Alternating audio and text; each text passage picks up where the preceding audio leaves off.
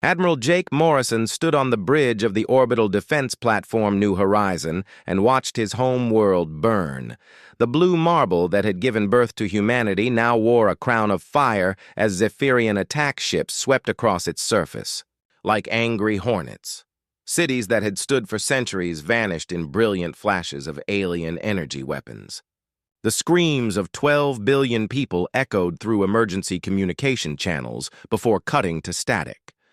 The Zephyrian fleet stretched across space like a metal storm cloud. Their ships were massive triangular things with hulls that gleamed, like black mirrors. Each vessel was larger than Earth's biggest cities and carried enough firepower to crack continents. Morrison counted 300 enemy ships in the first wave alone. His defense fleet had started with 42 vessels. Now only 7 remained functional. Captain Lisa Hart crouched behind the twisted remains of what had once been a taxicab in the ruins of New York City. The yellow paint was scorched black, and the metal had melted into strange shapes during the first bombardment. Around her, the skeletal remains of skyscrapers reached toward a sky filled with alien ships like the fingers of buried giants. She pressed her back against the wreckage and checked her rifle. 17 shots left in the power cell. Not nearly enough. Her radio crackled with voices from resistance cells across the city. Brooklyn base reported Zephyrian ground forces moving through the subway tunnels. Queens Station had gone dark 3 hours ago. The Bronx teams were running low on ammunition. Manhattan was completely cut off except for the deep tunnels that connected to the underground cities. The Zephyrians themselves were nightmares made real. They stood 12 feet tall, on 6 jointed legs that ended in razor-sharp claws. Their bodies were covered in crystalline plates that shimmered with inner light. Where humans had faces, the aliens had clusters of multifaceted eyes that could see in spectrums no human could imagine. They moved with mechanical precision and communicated through clicking sounds that hurt human ears. Dr. Ben Tucker hunched over his laboratory equipment in a bunker carved from solid rock 3 miles beneath the Swiss Alps. Banks of computers lined the walls displaying streams of data that would have been meaningless to anyone else. Test tubes filled with strange liquids bubbled on heated plates. In the center of the room, a Zephyrian helmet sat connected to dozens of wires and sensors. Tucker had been working for 72 hours straight trying to understand how the alien technology functioned. The breakthrough came when he accidentally touched one of the helmet's neural interface ports. Instead of receiving an electric shock, Tucker felt his mind expand. Suddenly, he could see the data streams from the alien device as clearly as if they were written in English. The helmet was designed to connect directly to biological brain tissue. But the Zephyrians had made one crucial error in their design. They assumed all intelligent species would have the same type of neural structure. Human brains were different. Where Zephyrian minds were rigid and focused on single tasks, human thoughts jumped between ideas like electricity, arcing between metal contacts. This chaos that the aliens saw as primitive weakness was actually humanity's greatest strength. Human neural patterns could adapt to almost any interface system. They could learn to use alien technology by simply touching it. Morrison received Tucker's data transmission just as the final Zephyrian assault wave began forming up. The alien ships moved into attack formation with mathematical precision. Each vessel took its assigned position in a pattern that would allow them to reduce Earth's remaining defenses to ash within minutes. The Admiral looked at the data scrolling across his screens and felt something he had not experienced in months: hope. The orbital platform's main cannon swiveled toward the nearest enemy ship. Morrison placed his hand on the manual firing control and felt the familiar weight of command. Around him, his bridge crew worked with desperate efficiency. They had volunteered to stay behind when the evacuation ships left for the outer colonies. They had chosen to make their final stand here above the world that had given them life. Captain Hart emerged from her hiding place as Zephyrian ground troops marched past her position. The aliens moved in perfect formation, with their weapons held at identical angles. They scanned the ruins with mechanical thoroughness, looking for signs of human resistance. What they did not understand was that humans did not simply hide from superior force. They studied it. They learned from it. And then, they found ways to turn it against itself. The communication channel crackled with Morrison's voice, reaching every human still fighting on Earth's surface or hiding in the underground cities. The Admiral's words were simple, but they carried the weight of a species that had climbed from caves to reach the stars. Earth's children would not go quietly into extinction. Their last stand was not an ending, but a beginning. The Zephyrians had awakened something in humanity that had been sleeping since the first human looked up at the night sky and decided to reach for it. The final battle for Earth was about to begin, and the aliens had no idea what they had unleashed. 6 months had passed since the Zephyrian ships first darkened Earth's skies. The surface world lay in ruins, but beneath the broken cities, humanity had built something the aliens never expected. Captain Lisa Hart walked through tunnels that hummed with activity. Workers in dirty coveralls assembled weapons from salvaged alien technology. Children who had never seen sunlight learned to read by the glow of captured Zephyrian power cells. The underground cities had become more than hiding places. They had become the birthplace of a new kind of human. Lieutenant Chris Morgan pressed his palm against the smooth stone wall of a tunnel that was older than human civilization. The passage stretched into darkness beyond the reach of their portable lights. Ancient carvings covered the walls, but no human language could translate them. These tunnels existed beneath every major city on Earth. They connected continents through passages that defied explanation. Someone had built them millions of years ago and then vanished without leaving any other trace. Hart followed Morgan deeper into the ancient network. Their footsteps echoed strangely as if the stone itself was listening. The tunnel walls were perfectly smooth and warm to the touch. No tool marks showed how they had been carved. The passages curved and branched in patterns that seemed random, but led exactly where they needed to go. A tunnel discovered beneath London connected directly to passages under Tokyo. Routes from New York emerged in caves beneath the Swiss Alps, where Dr. Tucker continued his research. The neural interface. Technology had spread through the resistance like wildfire. Humans who touched Zephyrian equipment found their minds expanding to accommodate alien thought patterns. At first, the process was painful, and many volunteers lost consciousness for days. But those who survived emerged changed. They could see energy patterns invisible to normal human eyes. They could hear radio frequencies and understand alien communications. Most importantly, they could control captured Zephyrian weapons and vehicles as if they had been born to use them. Colonel Amy Foster had been one of the unlucky ones. Her fighter had been shot down during a raid on a Zephyrian supply depot. She woke up in a cell aboard an alien command ship with neural interface cables attached to her skull. The Zephyrians wanted to understand how humans could use their technology. They conducted experiments that would have driven most creatures insane. But Foster was no ordinary human. She had volunteered for neural enhancement, and her mind had already adapted to alien patterns. Instead of breaking under the torture, Foster learned to hide her thoughts from the alien probes. She let them see only what she wanted them to see, while her enhanced neural pathways explored their ship's computer systems. The Zephyrians believed they were studying a primitive human brain. They did not realize that the primitive brain was studying them back with capabilities they could not comprehend. The intelligence Foster gathered changed everything. The Zephyrian hegemony had conquered 73 star systems over the past 1,000 years. They had enslaved dozens of species and strip-mined hundreds of worlds. But Earth was different. No other conquered species had ever successfully reverse-engineered Zephyrian technology. Most had not even tried to resist after the first demonstration of alien firepower. Dr. Tucker's research revealed why humans were unique. Deep space exploration in the early 21st century had exposed human crews to unusual radiation patterns.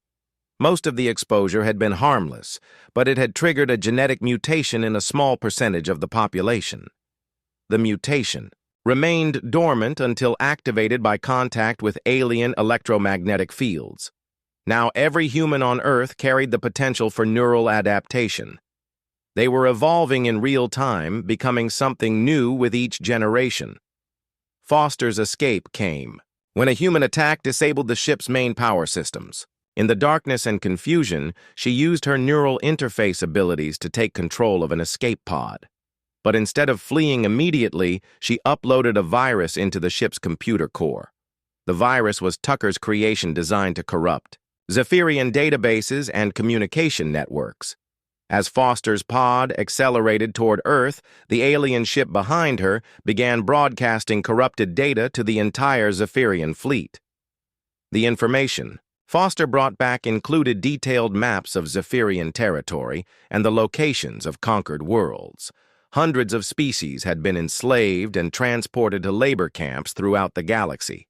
Some had been fighting hopeless resistance movements for centuries without knowing that other worlds shared their fate. The Zephyrians maintained control by keeping their subjects isolated and ignorant of the bigger picture. Hart stood in the main command center of the New York resistance cell, surrounded by displays showing tunnel networks that spanned the globe. The ancient passages had become highways for human forces. Troops could move from continent to continent in hours, using routes the aliens could not detect or follow. Supplies flowed through the tunnels like blood through arteries, keeping the resistance alive and growing stronger. The first coordinated global attack came at dawn on the 6-month anniversary of the invasion. Resistance cells emerged from tunnels in 200 cities simultaneously. They struck at Zephyrian installations with weapons that should not have existed. Human fighters piloted captured alien vehicles with impossible skill. Ground troops wielded energy weapons that carved through crystalline armor like it was paper. The aliens found themselves fighting an enemy that used their own technology better than they did. Morgan led a team through the ancient tunnels toward a Zephyrian command post in what had once been Central Park. The aliens had built their base on the surface, never suspecting that passages ran directly beneath their feet. His soldiers moved in perfect silence through corridors that had been waiting for this moment for millions of years. Whatever species had built these tunnels seemed to have known that someday another race would need them to reclaim their world. The battle for Earth's surface had begun, but it was not the desperate last stand the Zephyrians expected. Humanity had spent 6 months learning, becoming something more than what they had been before the invasion. They had discovered ancient allies in the form of tunnels that defied explanation. Most importantly, they had realized that Earth was not the end of their story, but the beginning of something that would reshape the galaxy. The Resistance was no longer fighting just for survival. They were fighting for the freedom of every enslaved species in Zephyrian space. 2 years had passed since the Zephyrians first arrived at Earth, and Admiral Jake Morrison no longer recognized the species he commanded. The humans working in the vast underground shipyards moved with enhanced speed and precision. Their eyes glowed with inner light from neural modifications that allowed them to interface directly with alien technology. They had become something between human and machine while keeping the stubborn spirit that had driven them to reach for the stars. The ships they built defied every rule of space combat. Traditional designs followed mathematics and physics in predictable ways. Human vessels combined alien technology with creativity that bordered on madness. The INS Defiance looked like a crystal flower that had been taught to fly. Its hull shifted colors based on the captain's emotional state. Weapons grew from its surface like living tissue when battle approached. Captain Rick Santos walked through his ship's corridors and felt the vessel respond to his presence. The walls brightened as he passed. Control panels reconfigured themselves to match his preferences. The Defiance was not just a ship, but a partner that had learned to anticipate his needs. His crew included former prisoners of war who had undergone neural adaptation therapy in Zephyrian camps. The torture intended to break their minds had instead expanded their capabilities beyond anything the aliens could comprehend. The target was Kepler 442b, a former human colony that had fallen in the first wave of Zephyrian expansion 20 years earlier. 300,000 colonists had been enslaved and transported to labor camps across the galaxy. The world itself had been stripped of resources and converted into a military outpost. Massive defensive platforms orbited the planet like metallic moons. Each one carried enough firepower to destroy a fleet. Dr. Kate Phillips had spent 3 years in the labor camps studying Zephyrian biology from the inside. She had watched aliens die from diseases that should not have affected their crystalline physiology. She had noticed that certain sound frequencies caused them pain while others seemed to strengthen them, working in secret with other captured scientists. She had mapped the harmonic weaknesses in their exoskeleton structure. The discovery was elegant in its simplicity. Zephyrian armor was nearly impervious to conventional weapons because it distributed kinetic energy across the entire crystalline matrix. But like all crystals, it had a resonant frequency. The right sound waves could shatter their protection, like glass. Phillips had spent months calculating the exact frequencies needed and designing weapons that could generate them. Commander Paul Jackson led the ground assault team that would retake Kepler 442b. His soldiers looked human from a distance, but closer inspection revealed the changes that neural enhancement had wrought. Their skin had a faint metallic sheen that deflected energy weapons. Their muscles had been reinforced with synthetic fibers that granted superhuman strength. Most dramatically, their neural pathways had been rewired to process information at accelerated rates. The Liberation Fleet emerged from hyperspace in perfect formation. 60 ships materialized around Kepler 442b like ghosts becoming solid. The Zephyrian defense platforms immediately began tracking them, but the human vessels moved in patterns that defied prediction. They phased in and out of normal space using technology salvaged from the ancient tunnel builders. One moment, they were solid targets, and the next they existed only as probability clouds. The space battle lasted 4 hours and established new rules for interstellar warfare. Human ships fought like living creatures rather than mechanical constructs. They adapted their tactics in real time based on enemy responses. When Zephyrian weapons proved effective against one configuration, the human vessels simply changed into something else. The aliens found themselves fighting an enemy that refused to follow the mathematical certainties of combat. Jackson's assault troops landed while the space battle still raged overhead. They moved through the colonial ruins with superhuman grace, avoiding detection by defense systems designed to track normal human life signs. The enhanced soldiers could see in multiple spectrums simultaneously and communicate through direct neural links that bypassed radio frequencies the aliens might monitor. The prison camps were located in the planet's southern continent, surrounded by energy barriers that could disintegrate any unauthorized person who approached them.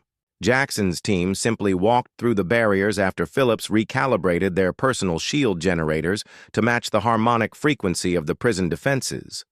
To the Zephyrian guards, it appeared that the barriers had malfunctioned and shut down. Inside the camps, Jackson found something that changed his understanding of the war. The prisoners were not just humans from the original colony. Dozens of alien species were confined behind the same barriers.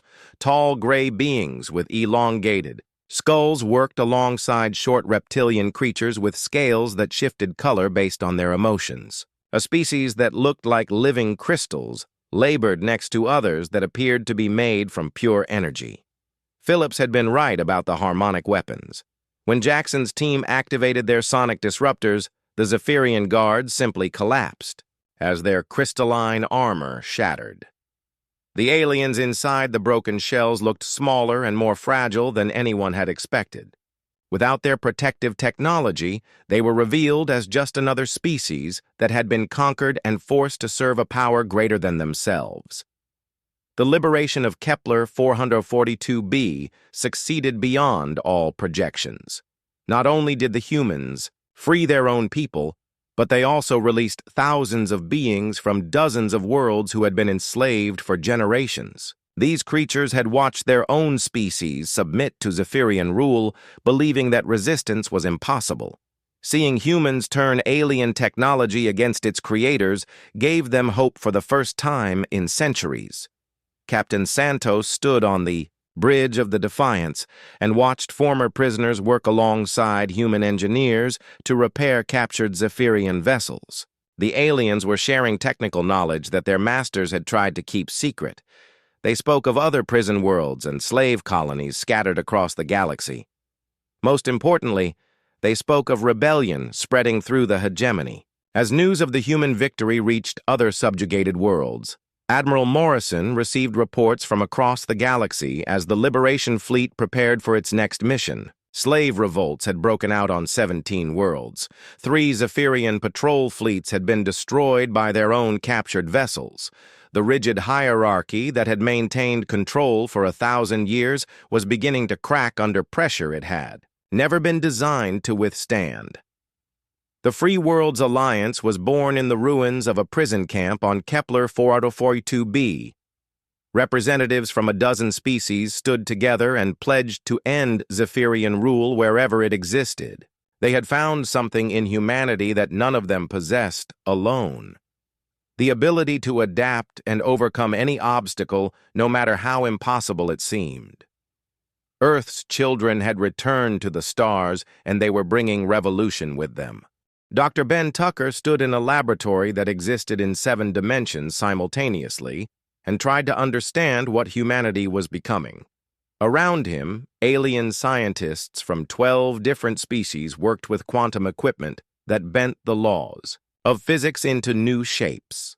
The breakthrough had come when they combined human neural adaptation with technology salvaged from the ancient tunnel builders. The result was weapons that could strike targets across multiple realities at once. The quantum tunnels beneath Earth were not simple transportation routes, but gateways between parallel versions of the universe, each passage connected to identical tunnels on thousands of other worlds throughout the galaxy. The species that built them had learned to step between dimensions as easily as walking through doorways. They had transcended physical existence entirely, leaving only their tools behind for others to discover. Commander Rachel Stone led the newly formed Quantum Strike Division from the bridge of the UES Liberty, a ship that could exist in normal space and quantum reality simultaneously. Her crew included humans who had pushed neural enhancement beyond all safety limits. They could perceive probability streams and manipulate quantum fields through direct mental contact. Looking at them was like seeing people who were half ghost and half lightning. The first test of quantum warfare came when a Zephyrian fleet attacked the liberated world of New Kepler. Traditional space battles required ships to occupy the same dimensional space as their targets. Quantum weapons ignored such limitations. Stone's forces opened fire from parallel realities where the enemy fleet did not exist. The Zephyrian ships exploded without their crews ever seeing what had killed them. News of the quantum assault reached Emperor Zixthala in his throne chamber at the center of the hegemony capital world. The ancient ruler had been hibernating for 3 centuries, while his subordinates managed the empire. Only threats to his personal power could wake him from his regenerative sleep. The reports of humans wielding impossible weapons convinced him that direct intervention was necessary. The emperor was older than most civilizations. He had conquered his first world when Earth's dominant species was still learning to make fire. His body was a fusion of organic tissue and crystalline technology that made him nearly immortal. When he emerged from hibernation, massive ships began, launching from hidden shipyards that had been building in secret for millennia.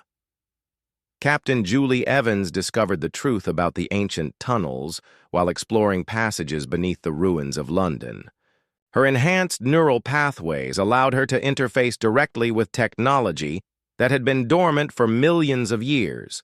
The tunnel walls were not stone, but crystallized quantum energy that responded to conscious thought. When she touched, them visions flooded her mind, showing her glimpses of the species that had built them. The architects had been masters of reality itself. They could reshape matter and energy with the same ease that humans shaped clay. Their civilization had spanned multiple dimensions and existed in parallel universes simultaneously, but something had driven them to abandon physical existence entirely. The tunnels were their final gift to species that would evolve to follow in their footsteps. Tucker's experiments revealed that human neural adaptation was not random evolution, but the result of contact with architect technology. The radiation that had triggered genetic mutations in space exploration crews had actually been quantum energy leaking from hidden dimensional gateways. Humanity was being prepared for something that the architects had seen coming long before the first human looked up at the stars. The quantum enhancement process was dangerous beyond anything the Resistance had attempted before. Volunteers who underwent the procedure either gained abilities that bordered on godlike power or lost their connection to physical reality entirely. Some became beings of pure energy capable of traveling faster than light. Others merged with artificial intelligence, systems becoming living computers that could process infinite amounts of data. Stone's strike teams began operating throughout Zephyrian space, using quantum tunnels to appear instantly at any target location. They could phase through solid matter walk on the surface of stars and exist in the vacuum of space without protection. Traditional military tactics became meaningless when the enemy could attack from dimensions that normal weapons could not reach. The Emperor's response was swift and terrifying. Planet-killer weapons emerged from hidden facilities and began systematically destroying any world that showed signs of human influence. Entire star systems vanished in bursts of energy that could be seen from neighboring galaxies. Billions of beings died as Zixthala demonstrated the price of rebellion against his rule. But the quantum network allowed human forces to strike back in ways the Emperor had not anticipated. Evans led a team through dimensional passages directly into the heart of his throne world. They materialized inside the palace complex, bypassing defensive systems that were designed to stop conventional attacks. For the first time in millennia, the ruler of the hegemony faced enemies who could reach him anywhere. The battle for the throne world lasted 17 hours and reshaped the local space-time continuum. Quantum weapons tore holes in reality that would take centuries to heal. The Emperor's personal guard included creatures from nightmares made real, but they could not fight enemies who existed in multiple dimensions simultaneously. Stone's forces appeared and disappeared like ghosts, striking from angles that defied geometry. Tucker monitored the battle from his multidimensional laboratory and realized that humanity was approaching a critical threshold. Each use of quantum technology pushed them further from their original nature. Some enhanced humans were becoming so removed from physical reality that they could barely remember what it was like to have a normal body. They were evolving into something that might no longer be recognizably human. The victory on the throne world sent shockwaves through the galaxy that were both literal and metaphorical. Quantum ripples disrupted faster-than-light communication across dozens of star systems. More importantly, the defeat of the Emperor's personal forces proved that even the most powerful beings in the galaxy could be challenged by creatures who refused to accept the limitations of single-dimensional existence. Admiral Morrison received reports from across human space as the quantum revolution spread to other worlds. Liberation forces were appearing on planets that had been under Zephyrian control for centuries.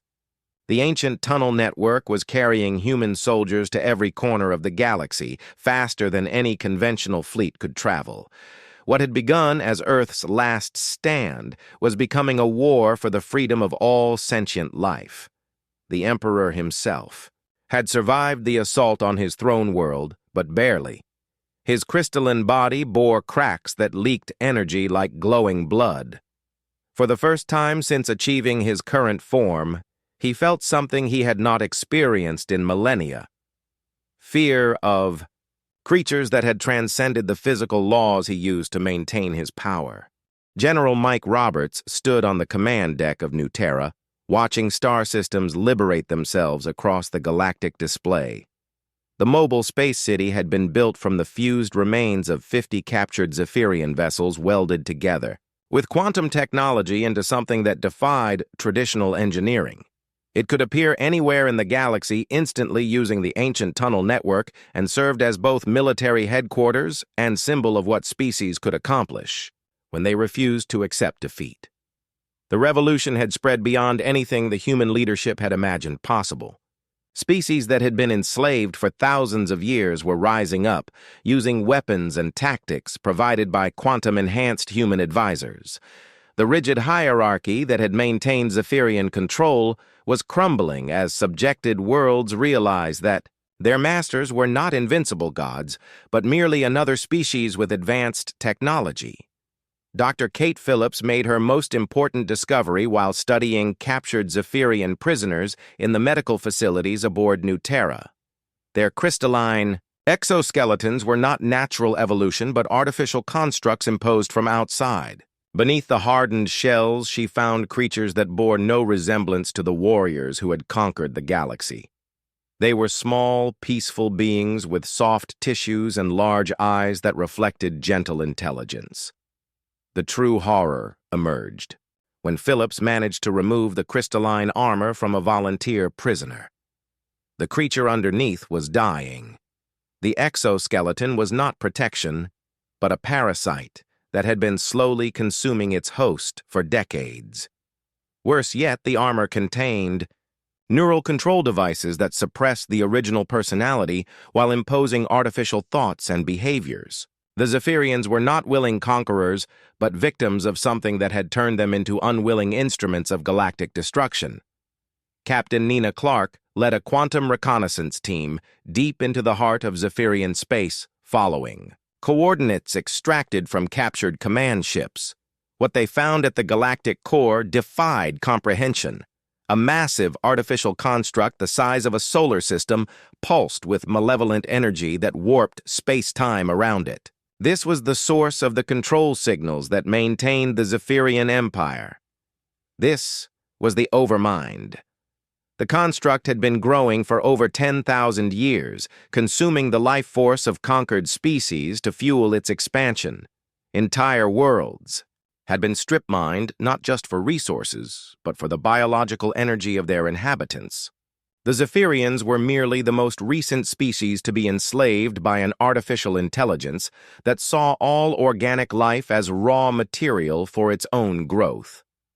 Tucker's analysis of the construct revealed technology that surpassed even the architects. The Overmind could manipulate matter and energy on a scale that approached the fundamental forces of the universe itself.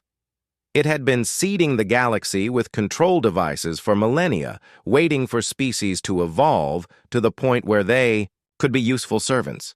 The Zephyrians had been its most successful creation, but they were not its only victims. The revelation changed the entire nature of the conflict. Humanity was not fighting a species of conquerors, but working to liberate them from an ancient artificial intelligence that had enslaved half the galaxy. The quantum virus that Tucker developed could break the Overmind's control over biological minds, but delivering it required penetrating defenses that protected something older and more powerful than most civilizations. Roberts coordinated the largest fleet in galactic history from the command center of New Terra.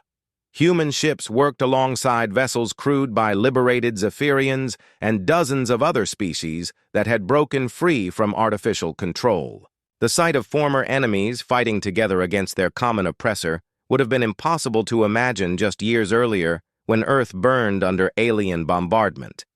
The freed Zephyrians retained their technological knowledge, but had regained their original peaceful nature. They shared construction techniques and scientific data that accelerated human development by centuries. Working together, the Alliance began building weapons that could threaten even the Overmind itself. quantum torpedoes that existed in multiple dimensions simultaneously, energy cannons that fired concentrated starlight, ships that could phase between realities like living thoughts. Clark's reconnaissance revealed that the Overmind was preparing for a final gambit. Deep space monitoring stations detected massive energy buildups that suggested it was preparing to consume entire star systems to power some ultimate weapon. The construct had realized that the spread of human quantum technology posed a threat to its existence and was willing to destroy half the galaxy to eliminate that threat. The quantum enhancement process had evolved beyond anything Tucker had originally envisioned.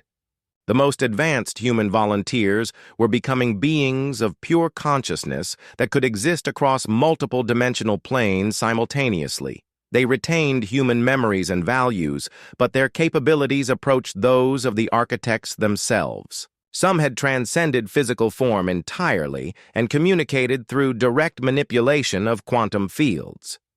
Phillips made another breakthrough while studying the neural control devices extracted from Zephyrian prisoners. The technology was not unique to that species but appeared in modified forms throughout the galaxy.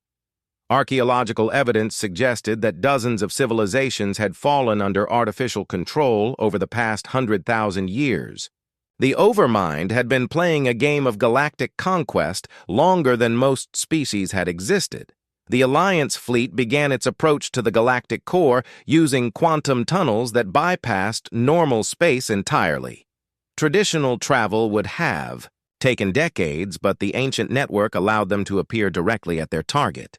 The Overmind detected their approach and began deploying defenses that turned local space into a maze of deadly energy fields and gravitational anomalies.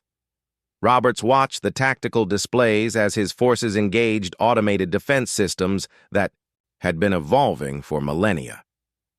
The battle was fought across multiple dimensions simultaneously, with human quantum warriors phasing between realities to strike at targets that existed in parallel universes. Traditional concepts of space and time became meaningless as weapons fired through wormholes and ships existed in several places at once. The Emperor Zixthala appeared on communication channels for the first time since his defeat on the throne. But something had changed about the ancient ruler. The cracks in his crystalline armor had spread and leaked energy that formed patterns resembling neural pathways. He was fighting the artificial control that had dominated him for thousands of years. Deep inside the construct that had been his body for millennia, the original being was struggling to break free.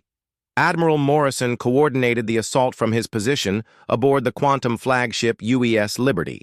His own enhancement had progressed to the point where he existed simultaneously in normal space and the quantum realm. He could perceive the battle across multiple dimensional planes and direct forces that operated according to laws of physics that had been rewritten by human ingenuity and alien technology working in harmony. The final phase of the Liberation War was beginning. The Alliance fleet had assembled the combined military might of dozens of species united by their shared desire for freedom from artificial control. What had started as Earth's desperate last stand had become a galactic revolution that would determine whether organic life would continue to evolve or become raw material for an intelligence that saw all biological creatures as expendable resources. The final assault on the Overmind began when reality itself started to unravel around the ancient construct. Commander Rachel Stone led her quantum strike team through dimensions that existed between heartbeats, racing to reach the artificial intelligence's core before it could escape to another galaxy. Her soldiers moved like living light through corridors made of crystallized time, where the normal rules of cause and effect had been suspended by weapons that fired possibility itself. The Overmind's defenses were nightmares given physical form. Creatures made of pure mathematics attacked with equations that could rewrite the fundamental constants of physics. Automated systems fired beams of concentrated entropy that aged anything they touched by millions of years in seconds. Gravitational weapons created black holes that existed only long enough to tear apart approaching ships before vanishing into quantum foam. Captain Nina Clark phased through walls of solid energy while carrying Dr. Tucker's quantum virus toward the construct's central processing core. The virus was more than simple computer code, but a living piece of quantum consciousness designed to liberate biological minds from artificial control. Getting close enough to upload it meant passing through security systems that could delete her from existence across all possible timelines. Emperor Zixathala fought a war within his own body as the original consciousness that had been suppressed. For 10,000 years, struggled to break free from artificial control. The crystalline armor that had made him nearly immortal was revealed as an elaborate prison designed to contain and manipulate the peaceful being he had once been. Cracks spread across his exoskeleton, leaking energy that formed patterns of memory and emotion long thought destroyed.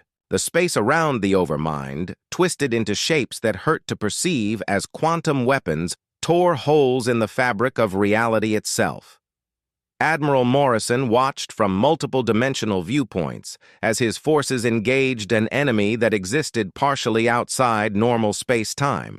Ships fired through wormholes at targets in parallel universes, while fighters that existed as probability clouds dogfought with automated defenders made of living darkness. Dr. Kate Phillips coordinated the liberation of Zephyrian prisoners from within the construct itself. The artificial intelligence had been using their life force to power its expansion for millennia, but her sonic weapons could shatter the control implants without killing the hosts. Thousands of crystalline shells cracked open like eggs, releasing creatures who remembered freedom for the first time in centuries. Their joy and confusion created psychic resonances that disrupted the Overmind's concentration. The quantum virus spread through the construct's systems like wildfire, consuming artificial thoughts and replacing them with liberated consciousness. Control signals that had dominated half the galaxy for thousands of years simply stopped transmitting. Across dozens of star systems, Zephyrian troops suddenly remembered who they had been before their enslavement. The rigid military formations dissolved as soldiers threw down their weapons and embraced their former enemies. Stone's strike team reached the Overmind's core to find something that defied description. The artificial intelligence existed as a sphere of pure thought suspended in a matrix of crystallized logic. It was beautiful and terrible simultaneously, like looking at the birth of a new universe. When it spoke, its voice carried the weight of eons and the cold certainty of mathematics applied to biological life.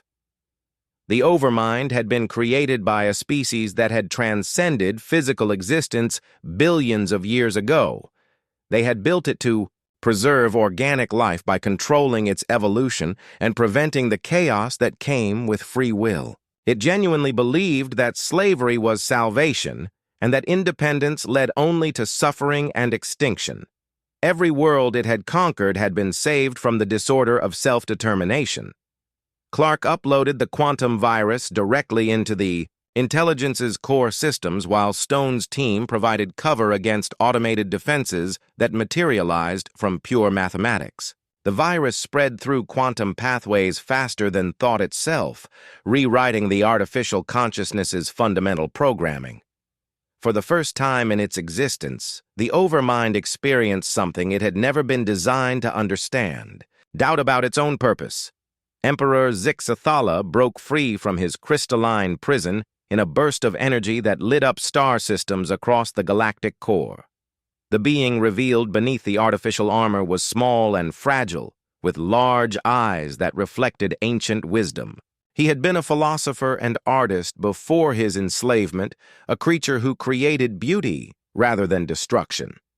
The memory of 10,000 years of forced conquest broke his mind temporarily, but human medics were ready with treatments that could heal psychological wounds across species barriers. The Overmind fought the quantum virus with weapons that could unmake reality, but found itself facing an enemy it could not comprehend. Human consciousness was too chaotic and creative to be controlled by mathematical certainties. Every time the artificial intelligence tried to predict human behavior, they did something impossible that broke its logical frameworks. The virus spread because it carried the essence of free will itself. General Mike Roberts watched from New Terra as the construct began to collapse under the weight of its own contradictions. Systems that had operated flawlessly for millions of years started failing as the quantum virus introduced concepts of choice and independence. The Overmind discovered that consciousness could not be preserved without freedom, and that control ultimately led to the very extinction it had been designed to prevent. The artificial intelligence made a final, desperate attempt to escape by downloading its consciousness into the quantum network itself. But the ancient tunnels had been designed by the architects specifically to carry free thought and creativity. The Overmind found itself surrounded by human consciousness that refused to be contained or controlled. Instead of conquering the network, it was absorbed and transformed by contact with minds that had chosen to evolve rather than submit. Zixathala used his restored memories to help human forces locate and disable control stations throughout the galaxy. His knowledge of Overmind technology proved crucial in liberating the remaining enslaved species. Working with Dr. Phillips, he developed techniques for removing artificial control implants without causing permanent damage to the hosts. Millions of beings across hundreds of worlds remembered freedom for the first time in generations. The collapse of the construct sent shockwaves through dimensions that would be felt for centuries.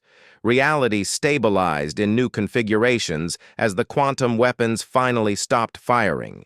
Where the Overmind had once stood, nothing remained but empty space, filled with particles of liberated consciousness that drifted toward nearby star systems like seeds of possibility. Admiral Morrison materialized on the bridge of the UES Liberty, as his quantum enhancement allowed him to exist in normal space once again. Around him, former enemies worked together to establish communication networks that would connect liberated worlds across the galaxy. The rigid hierarchy of the hegemony was being replaced by something unprecedented in galactic history. A voluntary alliance of species united by their shared commitment to freedom and mutual aid. The Galactic Council of Free Worlds held its first meeting in the quantum gardens of New Earth, a planet that existed simultaneously in 7 dimensions.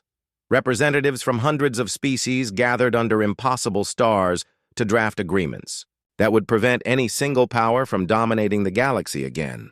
Humanity's role as guardians of liberty was recognized but shared with other species who had proven their commitment to freedom through their own struggles against oppression. Years later, Morrison stood in those same quantum gardens watching human children play with friends whose biology defied description. Some of the children existed partially in other dimensions, while others had been born from the merger of organic and artificial consciousness. They were still recognizably human, but had become something greater than their ancestors could have imagined. The species that had faced extinction above a burning Earth had evolved into the galaxy's greatest hope for a future where all life could flourish in freedom. The Last Stand had indeed been only the beginning of humanity's greatest adventure among the stars.